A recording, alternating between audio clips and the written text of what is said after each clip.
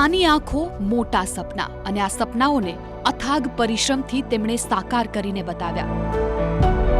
જેઓ માની રહ્યા છે કે સુખ કમાણીમાં નથી પણ મદદમાં છે, સાચો વારસો સંપત્તિમાં નથી પણ સેવા અને માનવતામાં છે। આવા જ એક ઉદ્યોગપતિથી આજે તમને કરાવીએ રૂબરૂ કે જેમની સફર છે ખૂબ જ પ્રેરણાદાયી।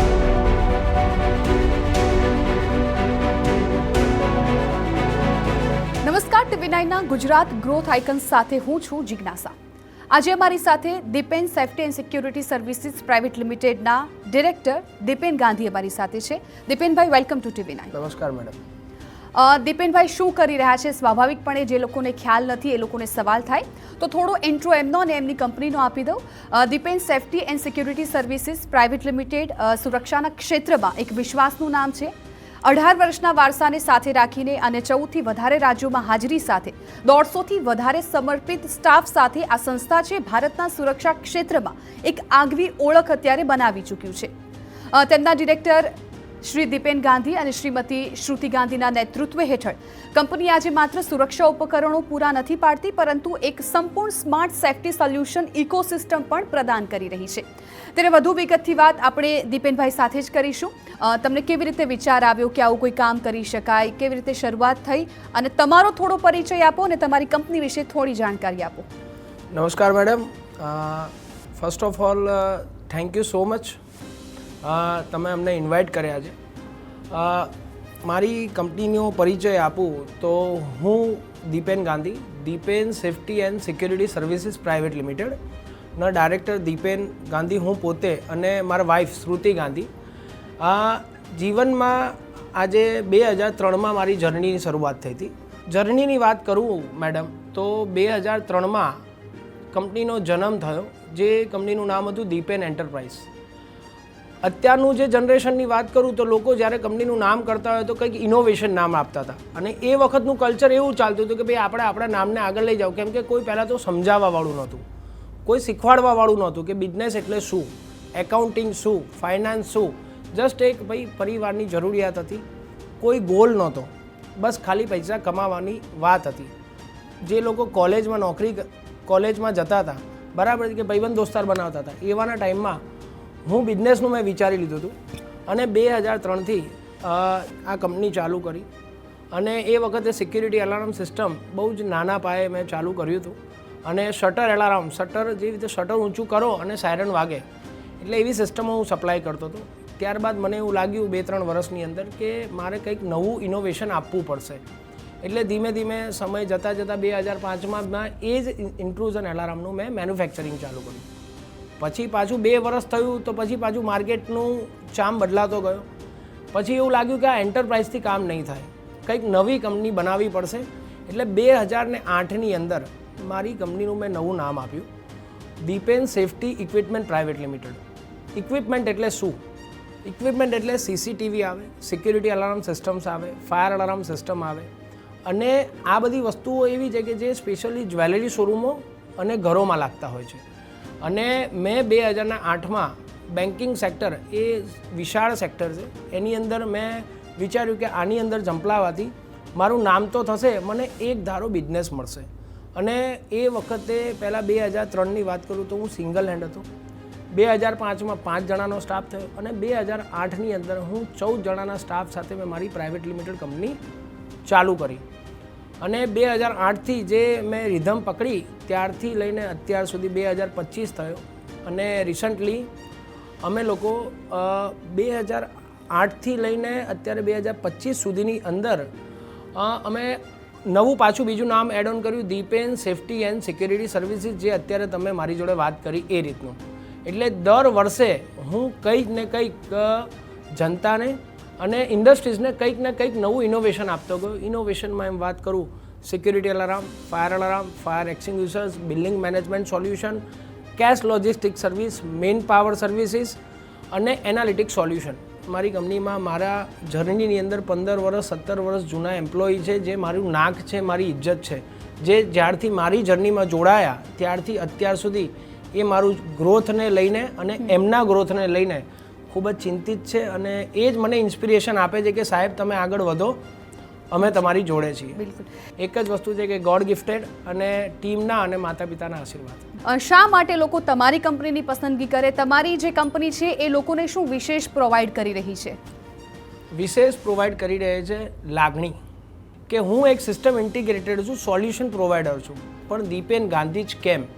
દીપેન ગાંધી એક જ વ્યક્તિ છે, વિશ્વાસનું નામ.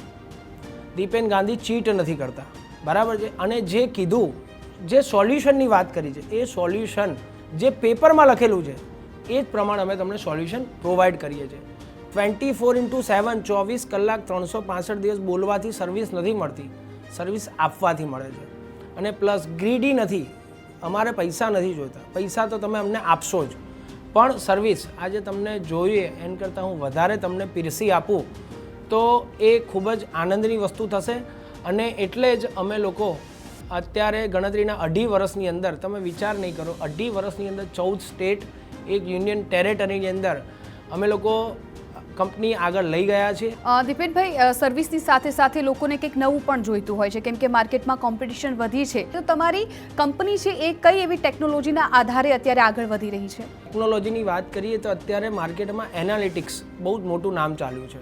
અમે લોકો 2003થી 2023 સુધીની અંદર CCTV, intrusion alarm, fire alarm, fire extinguishers, building management solution, અત્યારે અમારી જોડે લેટેસ્ટ છે હેલ્થ મોનિટરિંગ સોલ્યુશન્સ અને છે કેશ લોજિસ્ટિક સર્વિસીસ. આ નવું દર 2 વર્ષે હું એડ ઓન કરતો હોઉં છું કે એ ટેકનોલોજી એવી છે કે તમે આંખના પલકારે તમે વિચારો કે મારા ઘરે શું થઈ રહ્યું છે, મારે ઇન્સ્ટાગ્રામ ઉપર મારે ફોટોઝ જોઈએ છે. મારા મધર ફાધર, હું અમેરિકા છું પણ મારા મધર ફાધર અમદાવાદમાં બેઠા છે, તો એમને 3 વાગ્યાનો દવાનો ટાઈમ છે, 3 વાગે દવા લીધી કે ના લીધી, અને એમણે જેવી દવા લીધી એવું તરત એમને ફોટોગ્રાફ્સ મળી જાય. તમે દિવાળીના ટાઈમમાં તમે ગમે ત્યારે, ગમે તે ટાઈમે, ગમે તે સેકન્ડે તમે જે વિચારો કે તમે ઓફિસમાં નથી પણ તમારો સ્ટાફ શું કરી રહ્યો છે, બિલ્ડિંગ મેનેજમેન્ટ, ક્લાઉડ મેનેજમેન્ટ, આજે મોટા મોટા ઇન્સ્ટિટ્યૂટની અંદર કે આજે સવારના 10 વાગે જે આપણે બધા આવતા હોઈએ છીએ, ટેકનિકલ સ્ટાફ હોય કે ઓફિસનો સ્ટાફ હોય છે, તો એના બિહેવિયર મેનેજમેન્ટ, લંચ ટાઈમ પછીનું એમનું બિહેવિયર કેવું છે, એમનું ફેસ રિડિક્શન કેવું છે, એ ક્યારે ખુશમાં હોય છે, ક્યારે એ નારાજ હોય છે. તો આ જે સોલ્યુશન્સ છે, જે અમારું નામ છે, આજે એક જ વસ્તુ છે મેડમ, 14 સ્ટેટની અંદર જે નામ વધ્યું છે સોલ્યુશન, કે અમે તમને ફીલ કરાવીએ છીએ, તમે સમજો, તમે કહો, તમારા દિલની વાત કહો, અમે તમને એ વસ્તુ સોલ્યુશન પ્રોવાઈડ કરીને આપશું. અને એ બી ગણતરીની સેકન્ડોમાં, ગણતરીના કલાકોની અંદર અમે તમને રિઝલ્ટ આપીએ છીએ, સોલ્યુશન પ્રોવાઈડ કરાવડાવીએ છીએ. થોડી વાર પહેલા તમે ભગવાનનો ખૂબ આભાર માન્યો, એટલે તમે આધ્યાત્મિક વ્યક્તિ તો છો જ, અને તમારા નજીકના વ્યક્તિઓ પાસેથી પણ અમે સાંભળ્યું છે કે તમે ઓફિસ કરતાં મંદિરમાં વધુ હોવ છો. તો આ બાબતો પાછળ તમારા વિચારો શું છે? કે મેં તમને કીધું હતું કે 2018માં મારે જ્યારે પેરાલિસિસનો એટેક આવ્યો હતો, ત્યારબાદ થોડુંક મારું જીવન ચેન્જ થયું હતું કે પૈસા કમાવાથી કર્મ નથી કમાવાતું.